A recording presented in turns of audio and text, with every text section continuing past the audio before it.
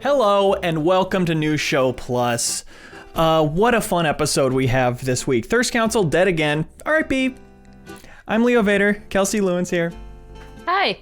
Jeff Marchiafava's here. It's me. We are looking through the Video Game History Foundation's Digital Archive today. Decades and decades and hundreds and thousands of pages from old magazines and old press videos. Kelsey, can you explain the depth of this archive here and your history with the foundation? Yeah, so I used to be the co-director of the Video Game History Foundation. Haven't been with them for I think a little over a year now, but this was kind of like the project that has been in the works since basically the beginning. A lot of what was being done back then was finding this stuff and scanning this stuff, and the actual process of getting it all into a searchable digital archive was always kind of the end goal. So this is really meant to, I'm actually searching Animal Crossing right now just because I wrote a book on Animal Crossing and I did this all analog, and I was just like, well, based on when the game came out, I guess I should just look through every magazine in this time period and figure out where the reviews are and see all of that. And, some stuff was on the Internet Archive. But yeah, this is basically just an insane tool for research, for being able to figure out what was going on in the game industry. Game magazines in particular are a really incredible research tool because it shows you what people's thoughts were at the actual time that it came out. I mean, right. Animal Crossing is popular now, but the Game Informer review of it is basically I don't understand this game. It's very strange, but also you should play it. But also I can't tell you why you should play it. So perfect.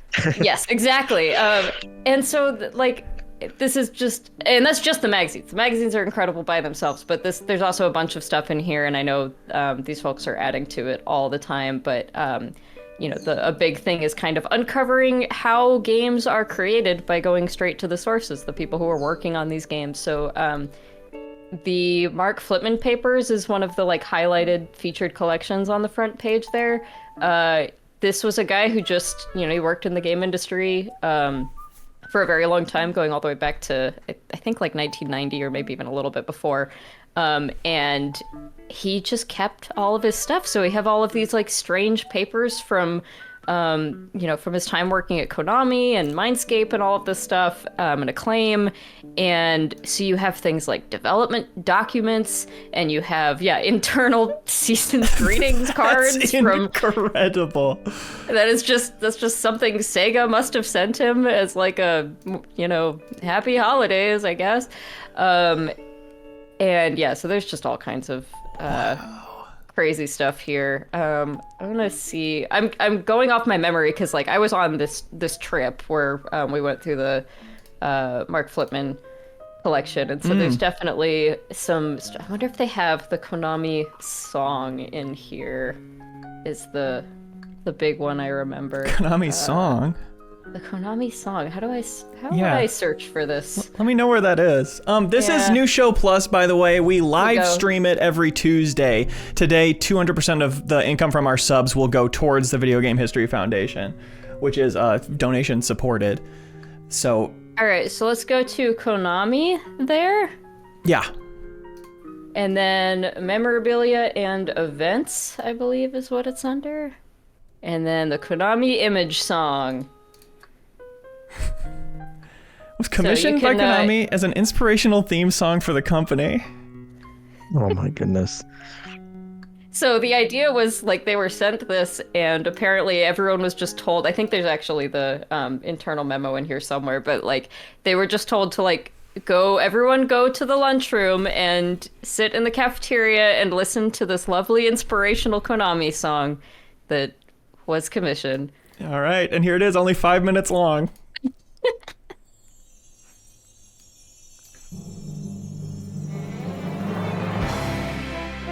Oh.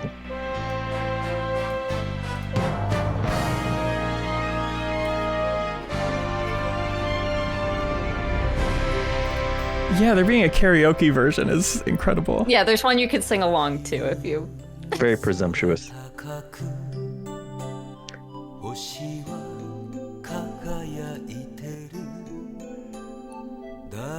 So they're singing about your favorite Konami games? No, I think it's something to do. The lyrics are here somewhere, I'm pretty sure, but there's lyrics, and they have something to do with like Konami being such a strong company with great ethics and values, and How great it is to work at Konami. how great it is to work at Konami here in the year. There we go. Konami internal memos.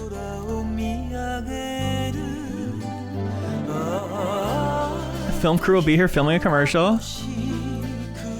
Oh, also, if you scroll down, there's some great stuff about a van exploding outside of the Konami office. Yeah. On August Did that 4th, make around the song? around 10 p.m., the Konami van was burned, and our neighbors on the east side saw the flames. Firefighters came to extinguish the fire. The incident is still being investigated. Did they solve it? I don't know. This is all we have. It's just this internal memo. If I recall correctly, Mark could not remember this situation. There's an internal memo. No lottery, no football pools, no baseball pools, no gambling. Effective immediately. We have discovered money missing we from go. our petty cash box. So if you scroll down to, what page is this? It's right after the no gambling one is the lyrics, the translation for the lyrics to the Konami song here. A box of These valuable memos are documents telling was a different accidentally- story than the song lyrics are, I think.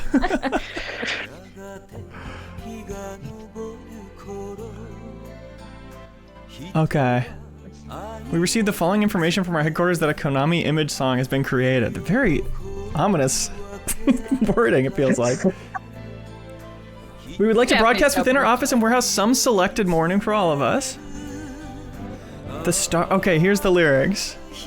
The stars sparkle high up in the sky at high noon. Nobody is aware of the stars, but the stars are sparkling.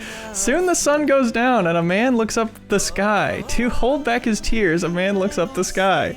Oh, a man is just like a stardust. Gather and weave a constellation. Oh, dreaming constellation, a proud, prideful piece of a constellation. I'm scanning to see if it talks at all about anything related. I think it's just supposed to be like a imagery or a metaphor or something like that. It's a very Born alone, pass away alone eternally? Is the next line? Long to be hugged to ease his sorrow. And this is what it was like to work So at Konami. come to Konami, yeah. Yeah. This was, I think the story goes someone at either, the director or CEO or someone of Konami was just a really big fan of Japanese ballads. Like I think that he just wanted to commission a ballad, and because he was in charge of the company, he's like, I can just do that. Why not? He wanted a banger for karaoke night. Yeah, exactly. They all get together and... Wow.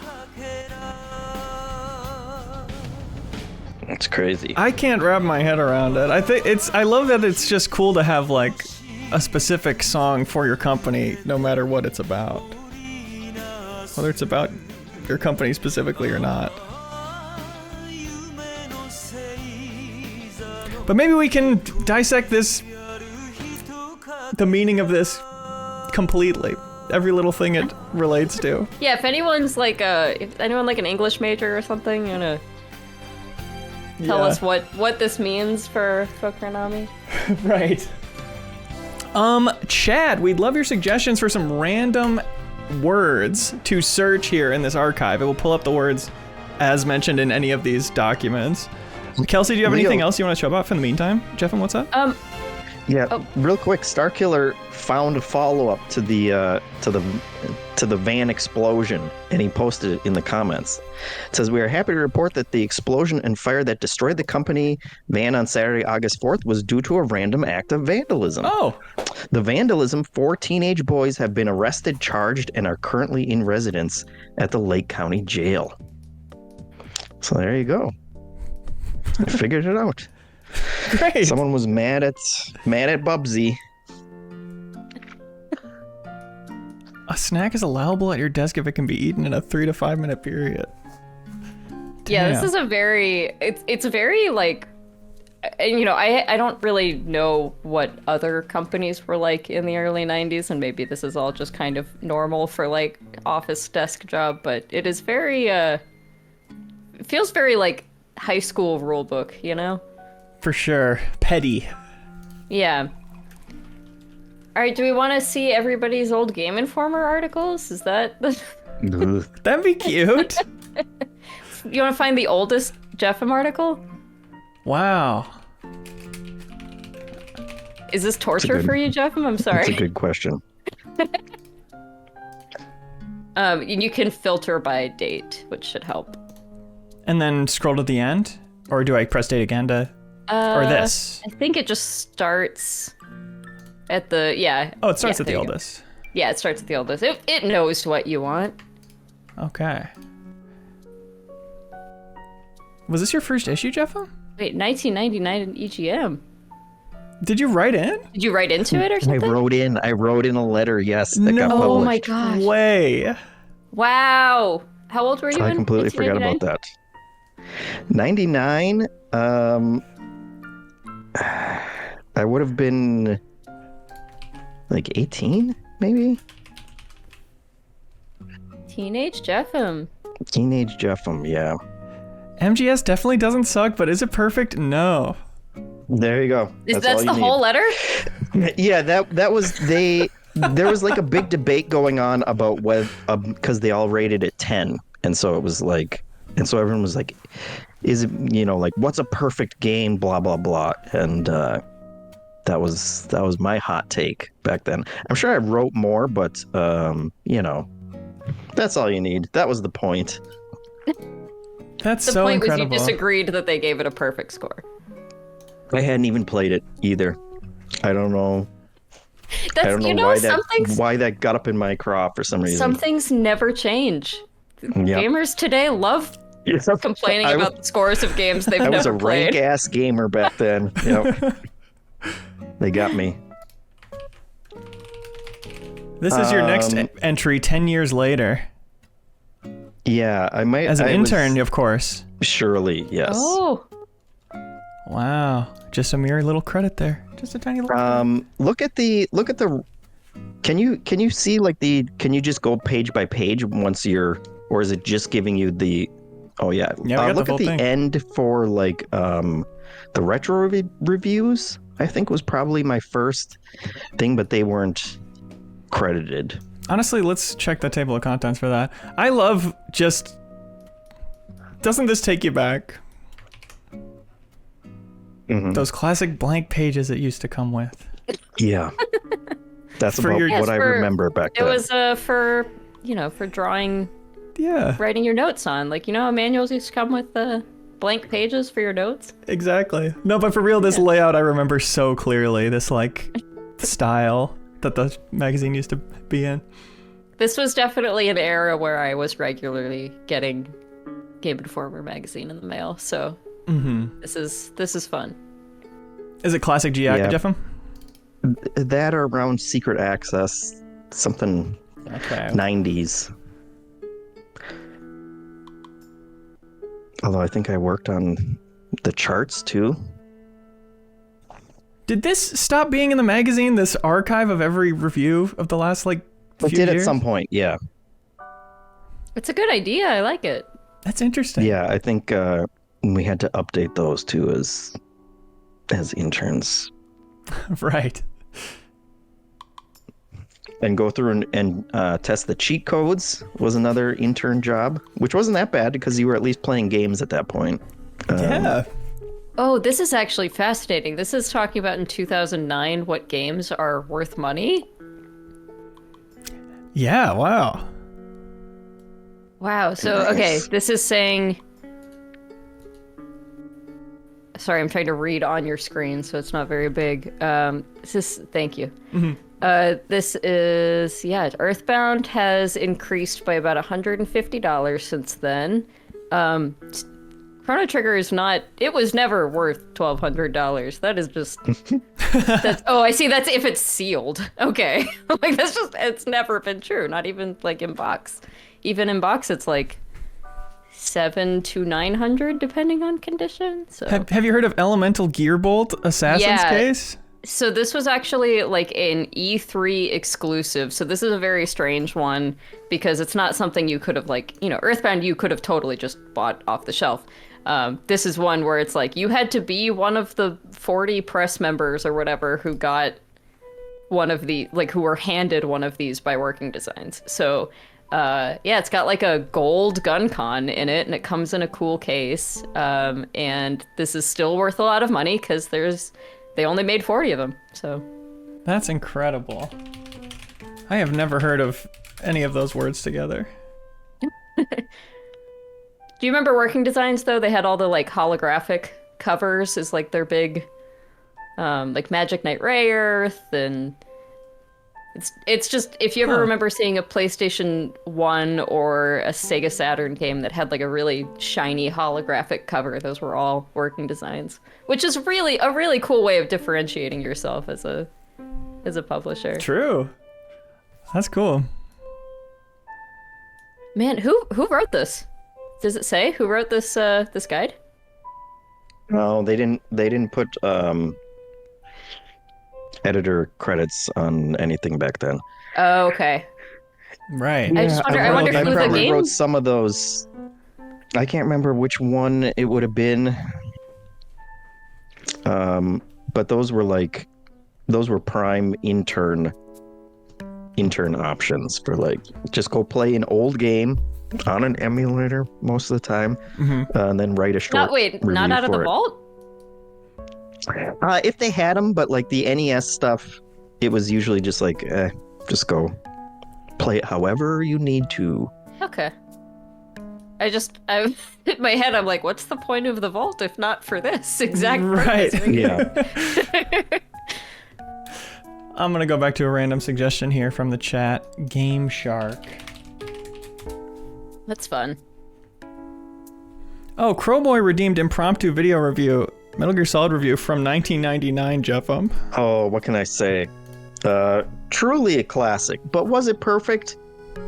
Probably, depending on what your definition of perfect was. I didn't play it until many years later, and never finished it, and never cared that much about the series as a whole. But I played the one where you play as Raiden for a little bit, when that came to Xbox, I think, or Xbox 360. But clearly kicked off an entire genre that people still... I love sneaking around still in games, so we owe that to the original. 10 out of 10, begrudgingly. I have to admit. Wait, there was an arcade shark as well as a game shark. What is that? It's just like an arcade stick for N64. You know, for all your N64 fighting games that you're getting so serious with. A different kind of shark. They're using shark in a different way there. Yeah, I guess I thought the shark part was the like under the surface kind of nasty little thing that's not supposed to be there, akin to the cheating part of it. I mean, maybe they consider this cheating at fighting games. Wow. You have interesting. Yeah. That much of an advantage. Me. You know, I couldn't let the N64 go on its own without a Game Shark. Yeah. There were actually like 4 or 5 different versions of that Game Shark that all look identical and are only differentiated by a tiny little sticker on them that are like the version number, which is a huge pain in the butt for someone who owns a retro game store. I can imagine. Mario 64 2, says Tame Kitty. That's fun. Think we'll get anything for that? Yeah, because a lot of times, I mean, these magazines were just going off of, you know, they didn't have titles yet, or maybe they've only had like a working title or something that was sent to them, and you know, it's like, what? We don't know what else to call it, so it'll just be that too. I mean, we were calling the Switch 2 this whole time, and it's true. Yeah. And then it just happened to work out this time. Yeah. Broken clock. So there you go. They're still 64. calling. Yeah, they're still calling Yeah. the Nintendo 64 the Ultra 64. In I didn't see what magazine this was, but EGM? EGM. That's great art right there. Although it also says Nintendo 64. Oh, I see. This is, they showed it off in Japan. And so they're still calling it the Ultra 64 because they don't know what it's actually going to be called here in the States.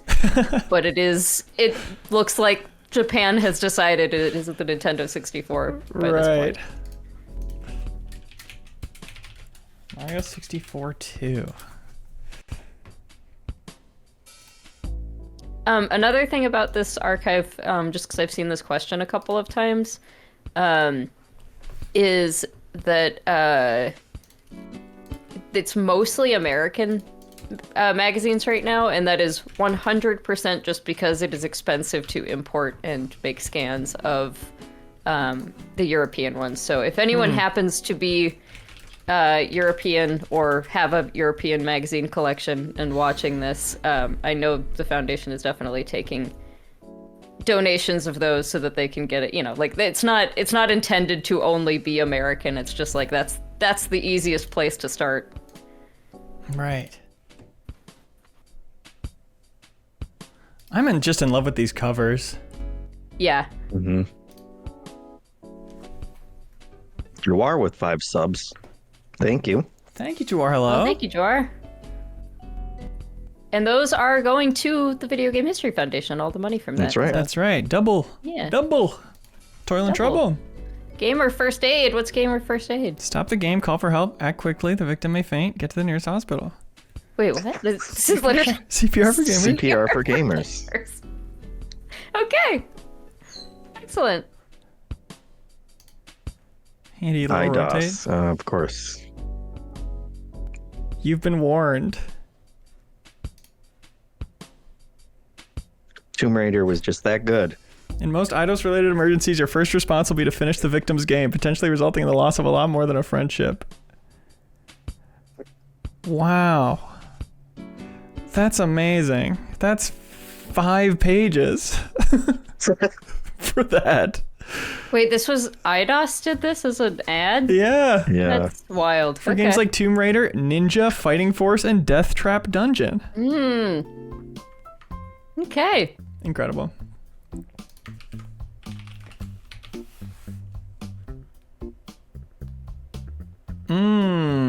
Sorry, girls and guys, but Sean's taken. Who is Sean? Who's Sean? Yeah, who is this? I don't know, but I won't bother Editors? learning now that I know he's taken. I'm curious about this one. I want to read this for a second. 2D or not 2D? I would like to comment on something that was said at the end of the 100 Best Games feature. You said that you didn't want to send the wrong message to game developers to stop making polygonal 3D games. Well, I wish you would. Not to stop making them, but to take a look at the crap they're spewing out and perhaps make a return to more of the old school side-scrolling butt-kicking fun. I mean, come on, Super Mario 64 was awesome. fun, but it was also over in a few days. It had a meager challenge to it. What an interesting perspective. It is, yeah, because I mean, I think for the most part, everyone, like, this is someone who clocked on to the fact that, like, the industry was just doing nothing but 3D and had pivoted 100%, and they're like, hey, some of this sucks, though. Like, if you can't make a good 3D, maybe don't make it at all. Right.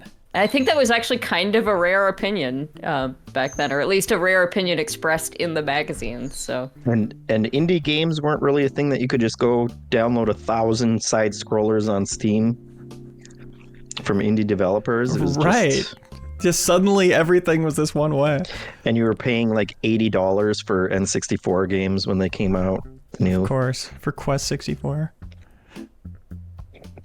Wow, the multi-page ads. A dead art. There's been rumored that Super Mario 64 2 will be ready for the DD's US launch in late summer. What's the DD? the 64 disk drive, which didn't end up releasing anywhere except Japan. But I mean, it was.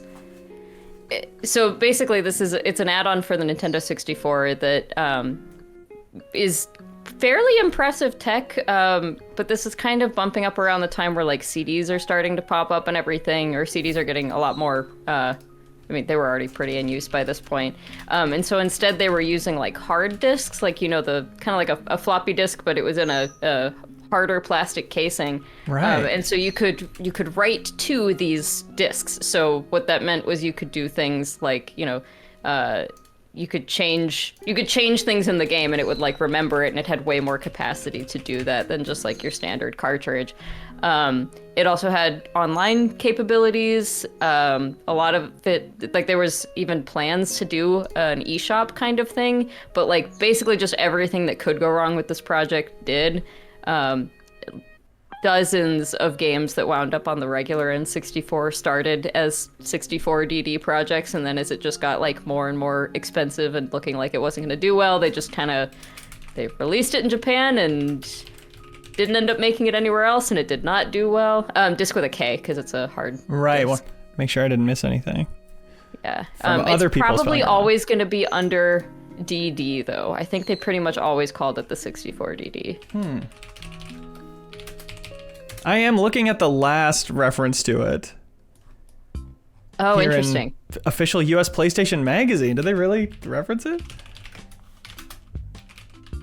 I mean, there's some stuff where like, it's to order a different magazine. Is it from one of That's these great. covers? Yeah, I think so. Small. It's, I mean, that one right there with the 64, Oh. that little bottom my thing on it, God, that is yeah. Oh, the yeah. 64 Yeah, it's DD. highlighted right there. Wow. Wow.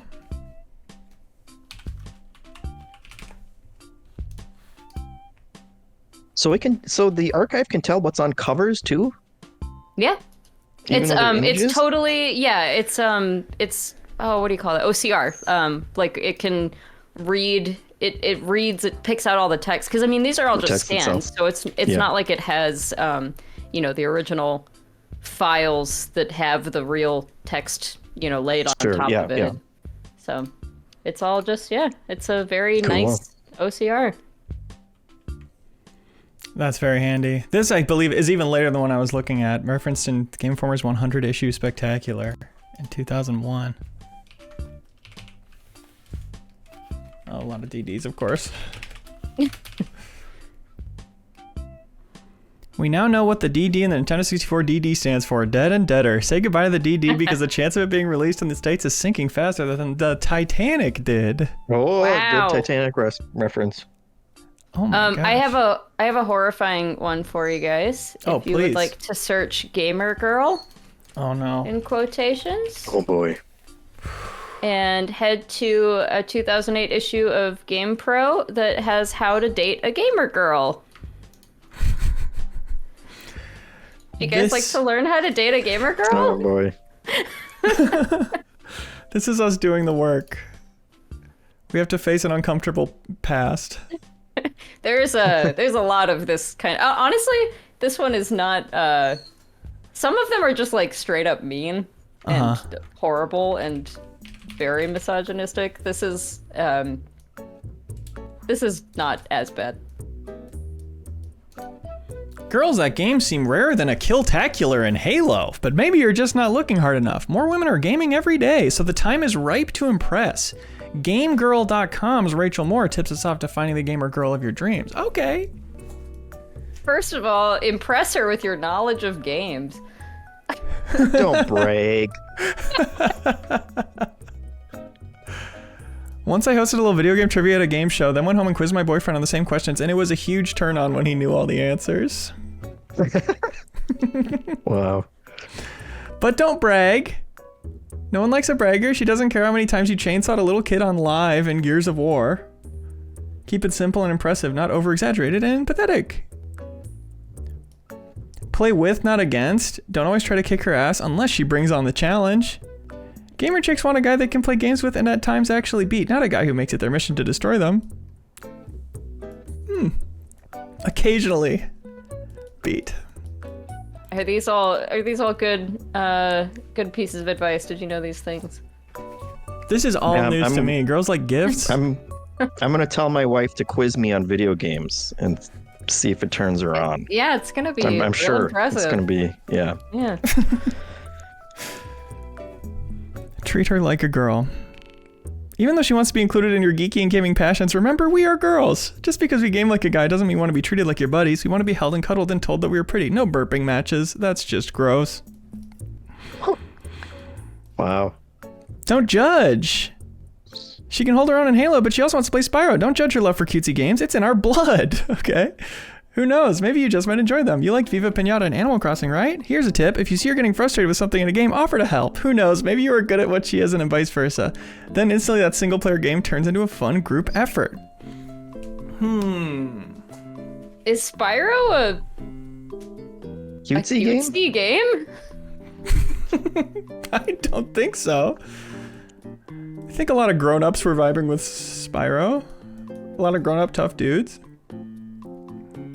I have there's an issue, a 2003 issue of official U.S. PlayStation magazine that for some reason someone wrote in with their looking for gamer girl advice. My girlfriend is cool and she's a gamer. She regularly kicks my ass at high heat, but this other girl in my English class is cuter. But I think she'd hate playing video games. Should I ditch the gamer girl and go for the hottie? Wow.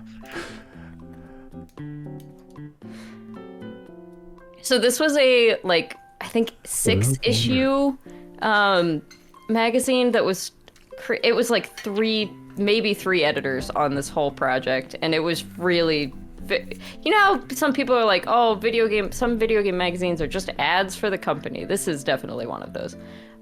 What's the company? And it's, just the advertisers. Oh, interesting. I think probably Nintendo, if I had to guess. Because it's a lot of I think it said it was an official Nintendo thing. So this one's kind of a bummer because I really think this could have been done very well, and there's some stuff in it that's kind of cool, but there's also some total, like, there's just like coolest girls in gaming, Samus, Peach. Okay. Just some very like filler stuff in here. Yeah, there you go. There you go. Our top 5 gaming girl icons. These are just, I don't know.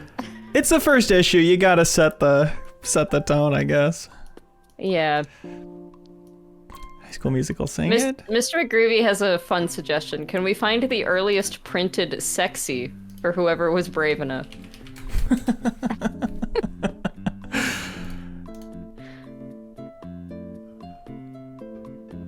1983. Oh, but that's just sexy home electronic games. More teasing tricks and sexy surprises than you can shake your joystick at? That's gotta be about something, actually. Okay. Sensual.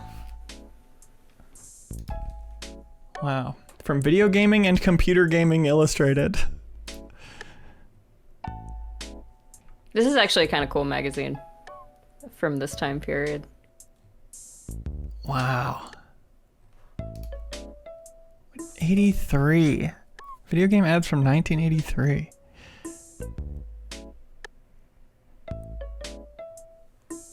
Guest editorials?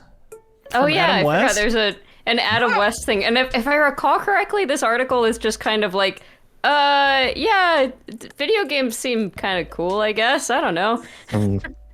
Seems very like... Yeah. Yeah, he's like, I actually prefer working out and skiing, but video games are alright too, I guess.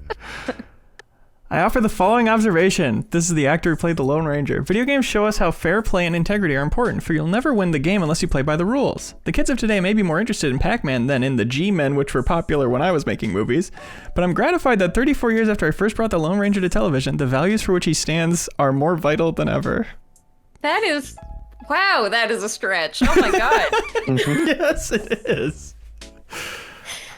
You can't win Pac-Man unless you play by the rules. That is true. Incredible. And this talks about something being sexy. Oh my! Oh, there you go. X-Man. Okay. This is the Look at him holding his crotch. Yeah, there's a series of games for the Atari that are supposed to be kind of like they're porn games, but also it's for the Atari, so they're also like meant to be humorous because they assume no one's actually getting off on, something that is 5 pixels high. Right. But yeah. You're X-Man. Boy, X-Man really changed over the years of what to expect from that title. True. They went in a wild direction for the a little original, bit there. Yeah. X-Men Days of Future Past, they're doing another one of the X-Men games? Yeah, a singular X-Men apparently is bad news. Right. Wow, a sensuous woman who can fulfill every wild fantasy. All you have to do is get through the door. Sounds simple? Not on your life. Coming at you are razor-clawed crabs, snapping teeth, and slashing scissors. But if you're man enough to take the X-Man challenge, you can bring this game to its incredible climax. You've got to see it to believe it. Wow, I need to call on the phone and order that. Adults only. Sale to minors is prohibited. Incredible. Call that number. $40. Those are the sexy surprises. Wow. This was 83? Yeah. How much was $40 in 1983?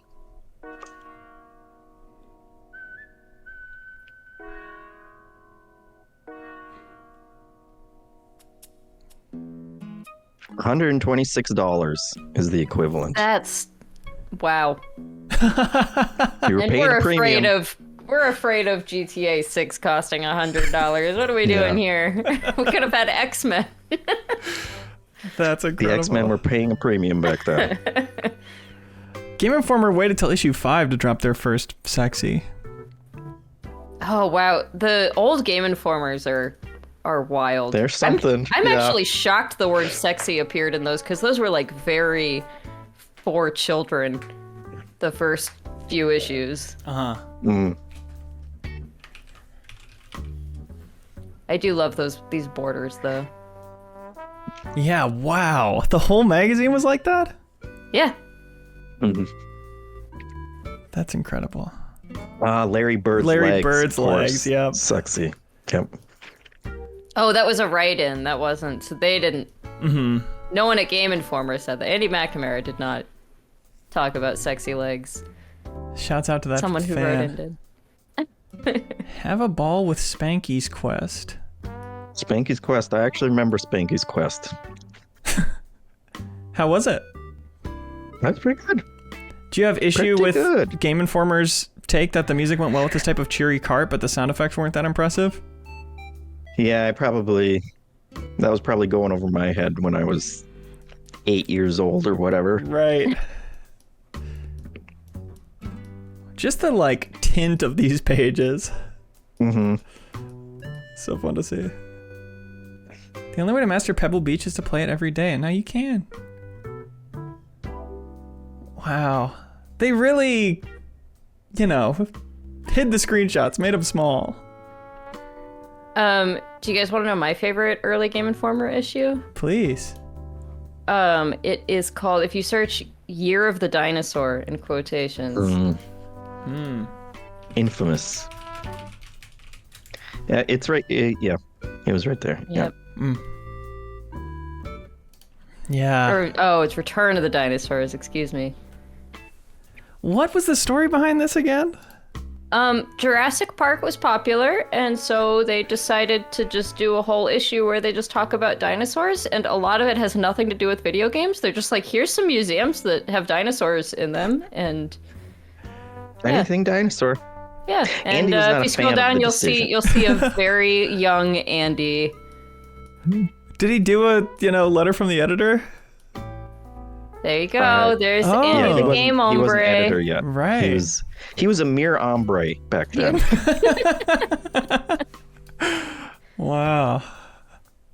Who was at the time giving his thumbs a workout with NHLPA, Star Fox, NCAA, Mech Warrior, Road Rash 2, X-Men, and Tony La Russa.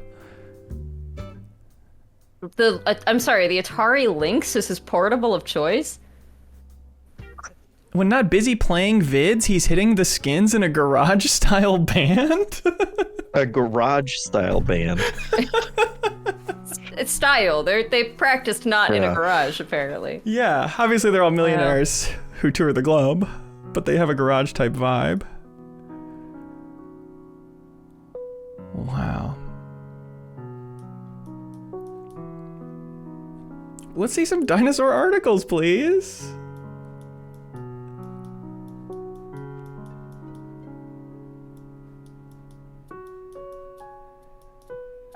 Excuse me. They're in here somewhere, I promise. I bought this because I thought it'd be all about dinosaurs. It's a big magazine. There's a lot to get through. I think it's at the very end, if I recall, but... Wow. Just the amount of art that used to go into old advertisements, though, is great. For real. There you go. It's towards the very bottom. It's they're back and more popular than ever. Return of the Dinosaurs.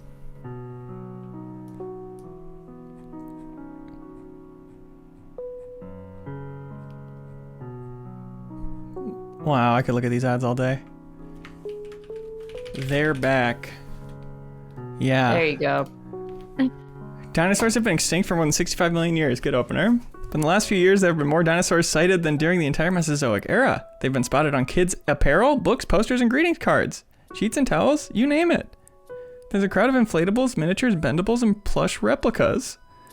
It's estimated that the dinosaur genre is responsible for more than 50 million a year in the toy industry alone. Okay, I'm bought in. I'm interested in what's going on with dinosaurs lately. Yes.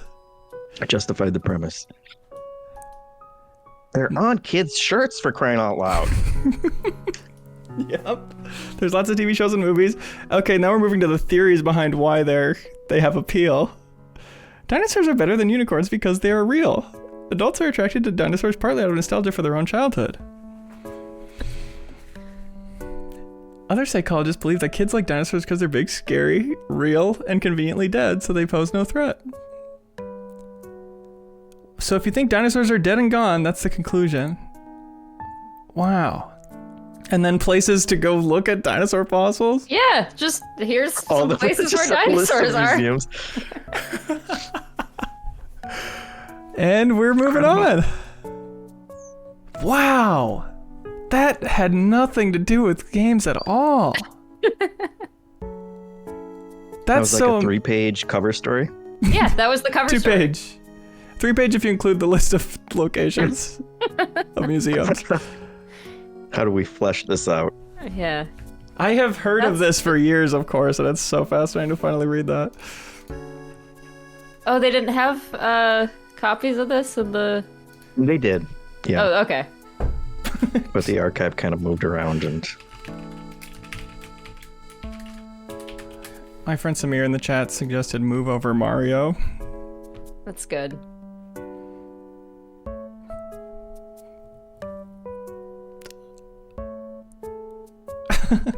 It certainly was. How many results we got here? Okay. Maybe 20. People love saying Move Over Mario. Especially in the official PlayStation magazine. We got him this time. When will he move? Gorgeous. Oh, it's at the very end. Oh, it's for an ad for Croc! From GamePro. Move Over Mario and Cruise by Crash. Croc rocks. That aged perfectly. Absolutely. Does the archive list the GamePro article that's from too? Because there's a lot of dot in that in that quote. True. I'm just loving Croc sitting next to dual pistols. Lara's dual pistols cast aside. Crash's shoes, and of course Nario's hat. Mario generic hat that can't be. That's right. That's Nario. Yeah, so, that's Nario. Naruto's brother. One more precious Move Over Mario, please. I wonder if that's gonna be. Yeah, no, that's from the Croc Rocks ad. It's again, just all the Croc Rocks ads. Fake quote. Wow, unless we can find the original GamePro that they said it in. But I don't know if there's a GamePro that's before that contains those words.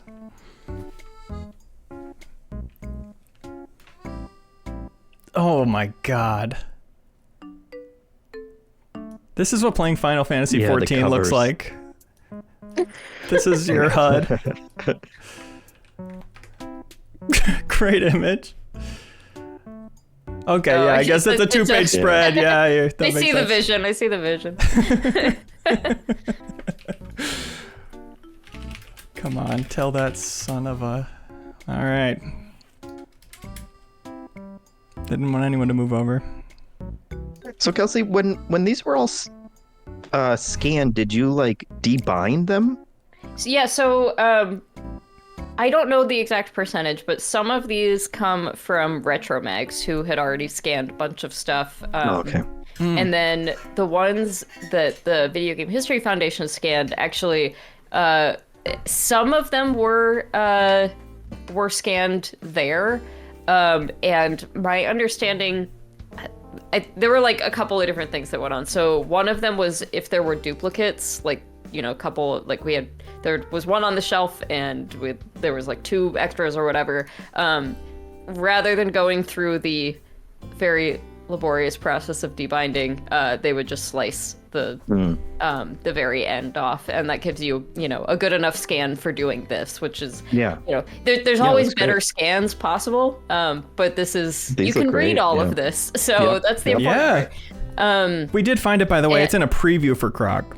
Oh. Which I love, the 70% complete. Just what a guess. Sometimes the developers would say that. So like there's stuff from like Space World, the Nintendo Japanese showcase that they did for a while, where they would like have flyers and like little brochures that were printed out, and they were like, here's Animal Crossing. Right now it's 40% complete. Here's some screenshots and some blurbs about it. So I don't know how they came up with those numbers, but that might not have been invented by these guys. That might have been invented by the Croc men. Right. Argonaut. But yeah, so and then the other magazines were actually sent to a scanner. So there's a local to the Foundation scanner that ended up doing a lot of them as well, because just, you know, bang for your buck, those guys could get through them a lot faster than one at a time at the Foundation. So yeah, so they come from a lot of different sources. Awesome. But Not Weirder suggests Twisted. Like Twisted Metal? Which I'm curious what this deep sea diving design concept is. Mostly first person. This looks like it's from the Flitman collection? Yeah. Mm-hmm. I don't think this one went anywhere. I think this was just a pitch, if I recall correctly. Wow. That's so cool. I love having the notes on it too, the little scribbles in the margins. Make clear that you are catching bigger number of fish, not one at a time. Yeah, that's needed. Fish for food / restaurants? It's Dave the Diver. It's so Dave the Diver. Shipwrecks and Treasures? Wow, move over Dave the Diver. Here's a kind of fun one. If you search for Twin Peaks, in the Mark Flitman collection, this never went anywhere, but there was a, if you go to, on the left side, there should be a thing that's like not the magazines there, development and production. There you go. So this never went anywhere. It was just a pitch, so it's not like, you can't call this a canceled game, because it never started. This was just kind of like a pitch and some research and stuff. But yeah, at Konami, they were considering adapting Twin Peaks into a video game, and apparently were considering Westwood Associates as a possible developer. So. And these are just regular articles they captured? Yeah, these were research materials for the pitch doc. Yeah. And I guess those are questions they had for the Twin Peaks guys. What happened to show? What happened to Show? That's a big question. Wow, I wonder if that meeting happened. Wow, what a time. They went to the library and got collection has a pretty good amount of stuff like that, of just like design docs, things that weren't ultimately produced or didn't get very far, but he kept all of it, which is really cool. Fascinating.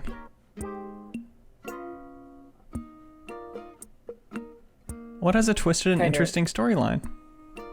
Let's find out.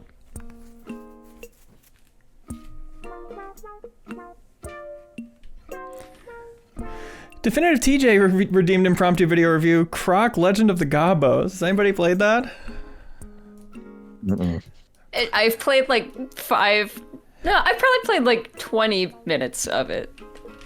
All right. Let's hear it. Wow, let's see. Croc, Legend of the Gobos. Boy, is that a game where you are a crocodile jumping on some platforms, and boy, do you kind of look like Yoshi. And it feels a little bit like trying to be Mario 64, because there's an interesting history behind those two where Argonaut thinks they came up with that idea, and it's a whole thing. It seems like it's pretty good. It seemed Croc is he sure is moving Mario out of the way, doing his thing. He's jumping on some platforms. He's using his tail. That's about all I remember about Croc, Legend of the Gobos. Mario is as good as dead. Mm-hmm. Oh, this is cool. This is from a press CD. So this is like all the, if you were a game magazine or whatever, this is like what they sent you. And they're like, hey, write about Croc? Here's all of the like key art and some screenshots and stuff. That's amazing. Playthrough footage.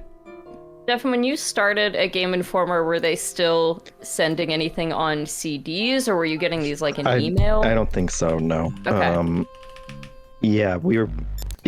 It must have all been coming on. Maybe for print? Like maybe they were still getting CDs for higher quality stuff, but it was... I became an intern around when they were doing the first website redesign, so... They already had, like, it was a nightmare to work on the website and post pictures on the website, but they were still doing stuff digitally. Croc on his way to defeat Mario. Yeah, this is about what I remember. It's just kind of, it's platforms, and it's a fun little move. Okay, little Cabbage Patch action. Yeah. What would that have been for? Control where that was going. This is PlayStation. But I mean, what would this gameplay footage have been sent out for? People to put on websites? Probably the same thing. What does this say? Jason R.M. Smith portfolio tapes. I don't know. In general, this stuff was because this is weird. Because what would you use the websites weren't really playing videos yet. That's not really a maybe just writing a preview on it. Oh yeah, so that you can say that you saw. But this does say. Footage, or... Can you click on where this comes from? The Jason R.M. Smith portfolio tapes. I'm not familiar with this collection, so this may have just been like this guy kept all of this for his own personal portfolio, and this may not have been a. Oh yeah, this is really cool. I haven't seen any of this. Wow. So yeah, presumably an artist.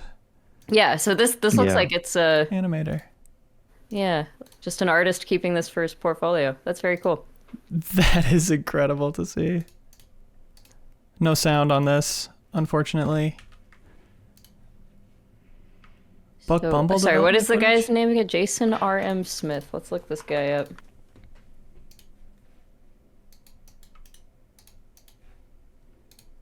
Wow.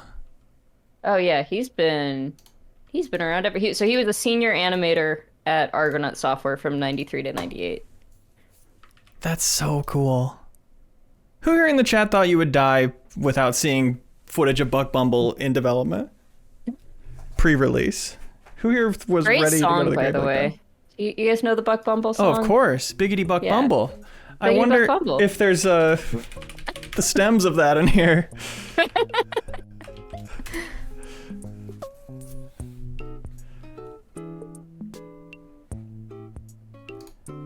More development and production, or is it going to be from the same collection? Yeah. Wow. Earnestly writing a preview about Buck Bumble. This 3D adventure game features a cool hero. He's pretty cool. No one talks about the song in their review. They better. Yeah. Can I search Buck Bumble and song? If it's in quotes, will it have to be in a row? I would do Buck Bumble end quote and then song and another quote. I think okay. that'll work. Because to say it needs to include both. Yeah. I don't know if that'll keep them together though. That may just be Right, elsewhere in the... Yeah. Let's just play the lottery here. Too bad. It's a good try. Yep, lost a time. Keep the suggestions coming, folks. Rusty Ford says first Lemmings in print. That's gotta be old. 82. Electronic Games. VCS Lemmings. What is going on here? I don't know that... Lemmings did not come out on Atari, did it? That wouldn't make sense. If anybody's looking for a new profile picture, a new avatar, I will leave this up for a moment for you to screen grab it. It came out on the Atari ST, so like the computer, one of their like not 8-bit computers. Let's see those Lemmings.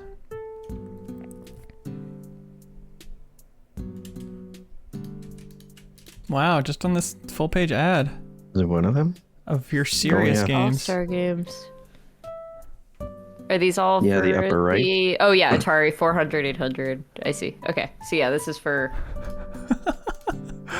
I haven't seen that art for Lemmings. That's I've never amazing. seen that cover. Yeah, what is happening? That's great.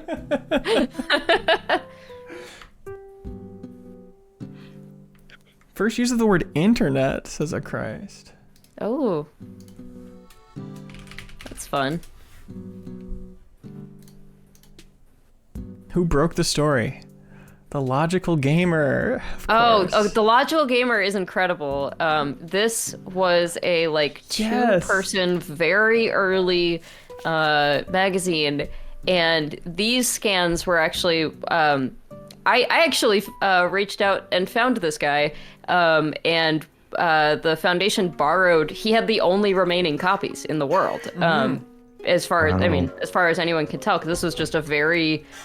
I mean, this was two guys. They had like a music zine before this.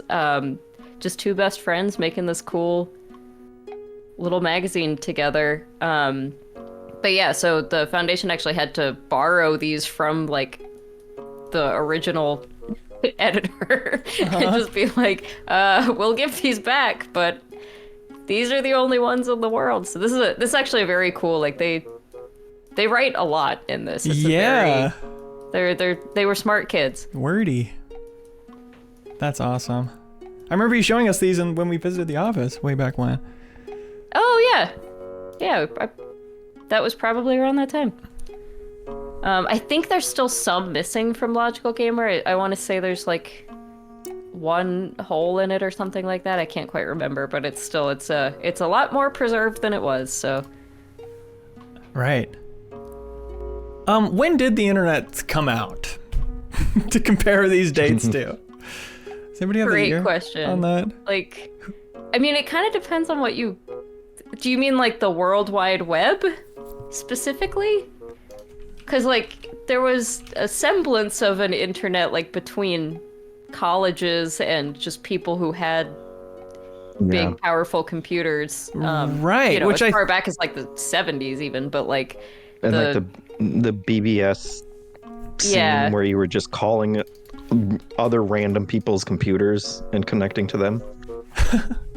I mean, that must be what this is referring to when it says on internet rather than the internet. Yeah. On internet, yeah. That's very that's interesting. great. What year is this one? That was 91. Oh, 91. Journal of Computer Game Design. It was open to the public in 1993, according to Wikipedia. The World Wide Web, at least. Okay. So. Yeah, 1992. The game could now be played over the internet, although no one has tried this that I know of. Which game was this? I don't know. That was somewhere in the Journal of Design.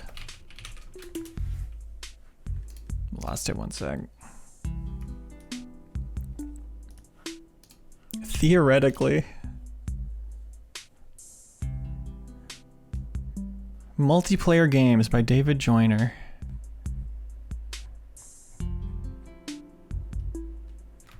Okay, turn your face away from the screen while I enter my move. How many of us have heard that sad story? How is it that players can possibly put up with the inconvenience of having to take turns at the computer when there's so many other games that allow you to interact directly? The answer lies in the fact that multiplayer games offer a unique challenge. Wow. A pitch. Most non-computer games are, in fact, multiplayer games. This is kind of giving the dinosaur article a little bit. If multiplayer games are so fun, why aren't there more of them? The problem is that most computer owners not only do not have 2 computers, many of them don't have 2 people. In many cases, the problem of finding another person who is 1, interested in computers, 2, available at the same time you are, 3, interested in playing the same game as you are, and 4, has a compatible computer that can link up to yours is often insurmountable. What a time. Isn't that crazy? That's fantastic. What were you looking for in here? Played over the internet, though no one has tried this. It was the first, yeah. Oh, yeah, what game that was. It must be in here.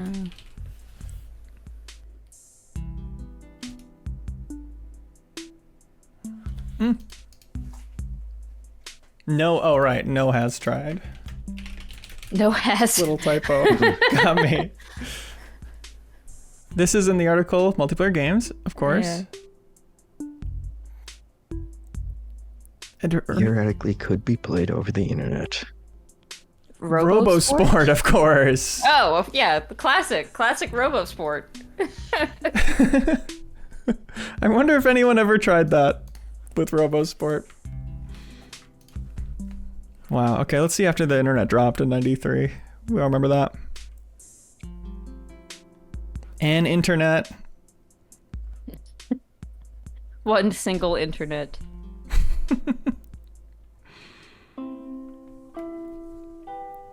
Alt.tv.simpsons FAQ printout? From the Mark Flitman papers. What would this have been? Alt.tv.simpsons. Oh, it's a so news group. This is... Yeah, so like Konami made a Simpsons game, a couple of Simpsons games, and they sent over a ton of materials for creating it, you know, like the same guidelines the animators had to use and everything in terms of designing the characters, and just they ran a very tight ship with their branding. So there's a whole lot of, I think these are, frequently asked questions about The Simpsons. They didn't run this site, they just had to have a complete understanding of it? Since it was related to Konami their did property? not. The Simpsons did. I think The Simpsons were, like, the Matt Groening or whatever, like, I think whoever... I think they ran this themselves. Wow. Fascinating. This Way Out has a great suggestion. Photorealistic. What was the first game to be called photorealistic? Because I'm sure it was in the Nintendo 64 era.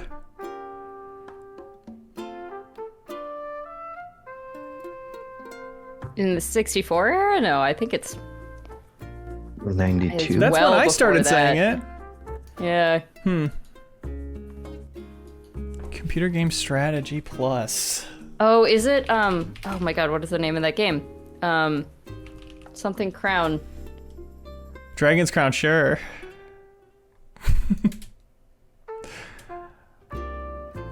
There's definitely some, yeah, I mean, there's some computer stuff in this era where, like, people were doing some very nice sprite work that looked like, if you blur your eyes a little bit, looked like a photo. I keep turning my head instead of pressing the rotate button. So it's, of course, in an ad for F-15 Strike Eagle 3. Oh, okay. Where they brag about their Microprose. incredible new photorealistic starting and ending screens. Were I mean, those yeah, just literal this photos, though? This was like Sid Meier's bread and butter at the time. All of these fancy plane games that were very ridiculously realistic, and I mean, again, computers could do a little bit more, especially with like a, just a Right. bitmap screen at the title page or whatever. Leo, Definitive TJ said, when was the first console war mentioned? Oh, love That'd that. be another good one.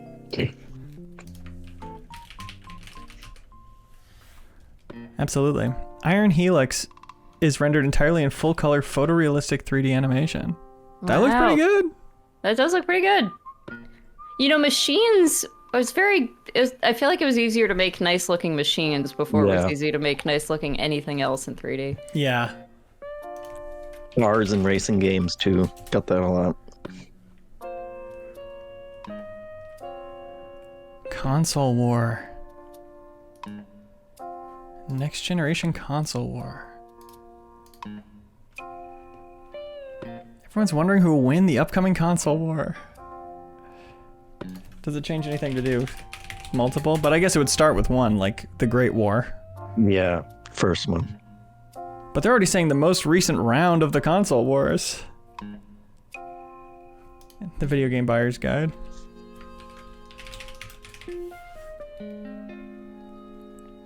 It has all come down to the This Nintendo is a 64. great photo. Oh my God. They did it. Oh no. Wow. Climbing a pile of rival consoles. That's hilarious. You know, the article was called System Wars. Oh, yeah. Let me get the System spread Wars stuff. 1999. Wow. Wow. That's one of the greatest things I've ever seen. What I want to know with this photo is, did someone create this out of a bunch of photos of consoles, or did someone actually have a graveyard of this many And just consoles? put them all together. Yeah, It looks pretty good. it does look pretty good. Yeah. But maybe that's why it's in like sepia tone, is because Yeah. it looks obvious. If you don't muddy it up a little bit. Yeah. There's Sean Smith. Maybe single at this time. Mhm. Wow. So yeah, wait, let me see date. It's Can I do incredible. that? Yeah, 1990. 1990. Gosh. It's tough because, I mean, 35 this years. archive is also, I love that cover. I don't know if you saw that. It's those early EGMs. Which is the best?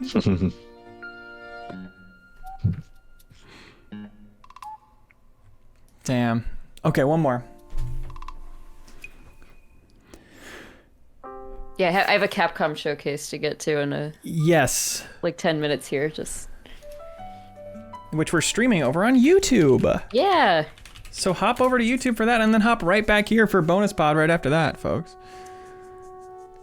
So this is a really awesome resource. I would caution against assuming that anything, the first instance of you finding something in here is necessarily the actual first instance Yeah. of it. 'Cause Right. It's not, this isn't every magazine from every region. It also doesn't include newspapers and stuff like that. So there's other sources to check for sure, but just so fun to hear the points of view from within that time. Yeah, incredibly valuable. The magazines are just, it's such a ridiculously valuable resource. Yeah, for real. Thanks for watching, everybody. Thanks everybody who subbed. That's going towards the Video Game History Foundation ×2. Once again, this is New Show Plus. Our Backstage Pass patrons vote every week on what we do, and they had really good taste this week, especially voting for the show. I was really excited to do this. So join and vote next week to make sure we keep doing it or make sure we never do it again. It's your call. And if you're watching live, remember, Capcom Showcase starting soon on youtube.com/MinnMax with 2 N's. Have a good night, everybody. Every week, we let Patreon supporters choose which new show we create with New Show Plus. Should we create another episode of the show you just watched? Check out the biggest new game release? Get into Sea of Thieves? Create an exercise show? It is your call. So thanks to everybody who subscribes on YouTube or supports us over on Patreon. MinnMax exists because of you. As always, if you enjoy MinnMax content, any help telling a friend is appreciated.